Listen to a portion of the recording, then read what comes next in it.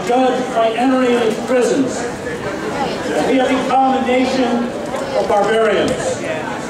Our vast network of federal and state prisons with some 2.3 million inmates rivals the gulags of totalitarian states. Once you disappear behind prison walls, you become prey.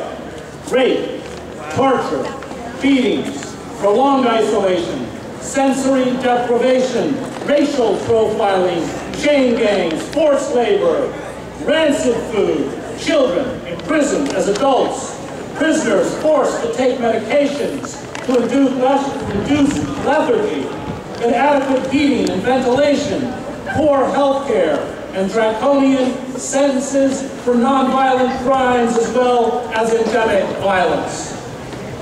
The techniques of sensory deprivation and prolonged isolation pioneered by the Central Intelligence Agency to psychologically destroy prisoners during the Cold War are what has created the special housing units, the security threat group management units, the communications management units, the voluntary and involuntary protective custody units, and the administrative segregation punishment units.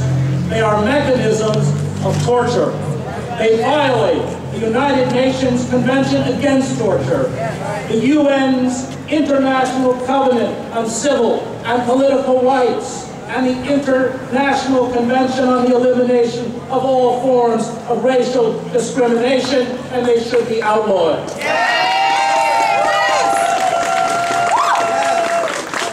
The random seizure of poor people of color, and there are no police in Princeton where I live carrying out these tactics against the affluent, largely white community where there are just as many drugs and just as many drug users. It's part of the continuum of oppression of poor people of color going back to convict leasing, Jim and Jane Crow, slavery and slave patrols.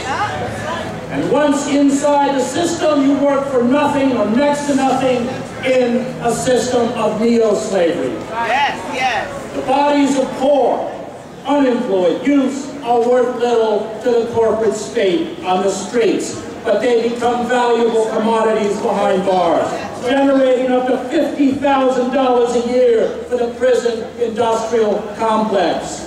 Food suppliers, phone companies, private prisons, laundry services, and a host of other for-profit corporations feed like cannibals off those who are held in cages.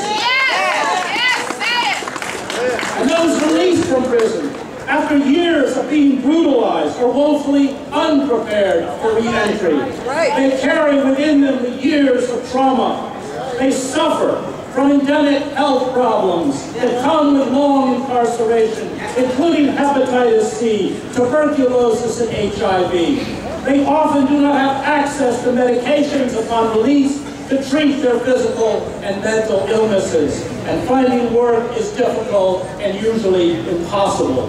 They are denied state assistance. They are humiliated by being forced to depend on friends and families to survive. They feel alienated, estranged, and more than 60% end up back in prison. And that is the way the system is designed. It is designed so they will not succeed. It is designed so they will go back behind bars and make these corporations more money.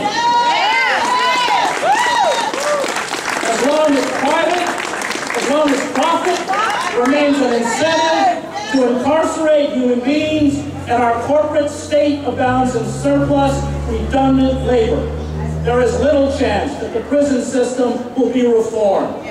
It is making our corporate overlords wealthy, the same corporate overlords and speculators who commit hundreds of millions of dollars in fraud and theft on Wall Street and never see jail time. Indeed, they are given a free pass to loot the U.S. Treasury. Like all systems of capitalist exploitation, our prisons serve this engine of corporate profit, transferring state money to private corporations. And these corporations will continue to prevent rational and just prison reform because the system, however inhumane, feeds corporate bank accounts. And to appeal to these centers of corporate power in an attempt to reform them is to fail to recognize that our only hope now is revolt. Sustained acts of mass civil disobedience. At its bottom, the problem is not race, although race plays a huge part in incarceration rates, nor is it finally poverty.